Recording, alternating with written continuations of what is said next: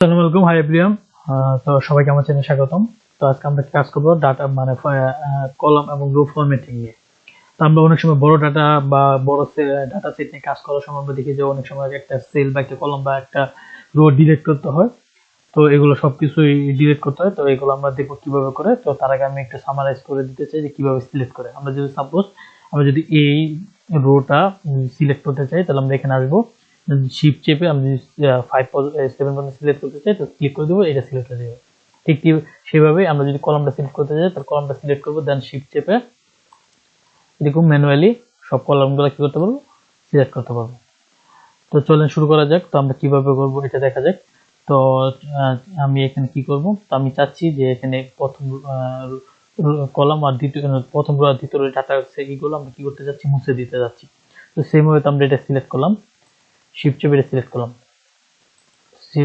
Select করার পর আমরা যে কিবোর্ড বাটনে যে ডিলিট বাটন আছে, দেখেন ডিলিট বাটনটা ক্লিক করি। দেখেন তো একটা জিনিস খেয়াল করে দেখেন, আমরা যদি কিবোর্ড বাটনে ডিলিট বাটনে যদি আমরা ক্লিক করি তাহলে এখানে যে লেখাগুলো আছে বা ফন্টগুলো লেখাগুলো আছে সেগুলো কিন্তু ডিলিট হয়ে যাচ্ছে। দেন আমরা যদি এখানে আনডু করি, তারপর এখানে যদি আমরা রাইট ক্লিক করে যদি আমরা এখানে ডিলিট এ ক্লিক করি, দেখেন 2 আর 3 সেলটা ডিলিট হয়ে যাবে। দেখেন 3 সেলটা কিন্তু ডিলিট হয়ে গেছে। ঠিক আছে, ডিলিট। আমরা যদি সিলেক্ট করে নিই, ডিলিট। ঠিক আছে, এরকম করে আমরা ডিলিট করতে পারি। তো এখন আমরা কি চাচ্ছি, যে এখন আমরা চাচ্ছি যে এখানে যে ডিলিট হয়ে গেছে, দেখছেন তো 2 উপরে চলে গেছে। তো আমরা এখন কি চাচ্ছি, যে আমরা চাচ্ছি যে এই যে বি কলামটা আছে, এই কলামটার সাথে আমরা কি করব, আমরা একটা নতুন একটা কলাম ইনসার্ট করব। তো সেটা কিভাবে করব, তো চলেন তাহলে এখানে আসি। যে কলামটা আমরা সামনে ইনসার্ট করব সেই কলামটা সিলেক্ট করব, দেন এখানে রাইট ক্লিক করব, দেখেন ইনসার্ট, দেখেন একটা কলাম কিন্তু ইনসার্ট হয়ে গেছে। তো আপনারা একটা জিনিস মনে রাখবেন, আমরা যদি কোনো কিছু অ্যাড বা ডিলিট করি কলাম ওয়াইজ, তাহলে সেটা মুভ লেফটে মুভ হবে।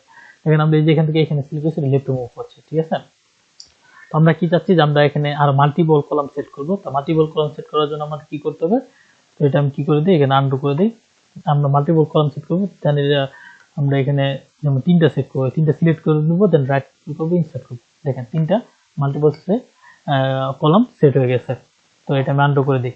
আমরা চাচ্ছি কি, আমরা চাচ্ছি যে একটা পুরো ডিলিট করে দিব। তো ডিলিট করার জন্য আমি প্রথমে রোটা সিলেক্ট করলাম, দেন ডিলিট করে দিলাম, শেষ, ডিলিট। তো এখন আমরা কি করব, সেম ওয়েতে আমরা কি করব, এখন রোতে ডিলিট করব।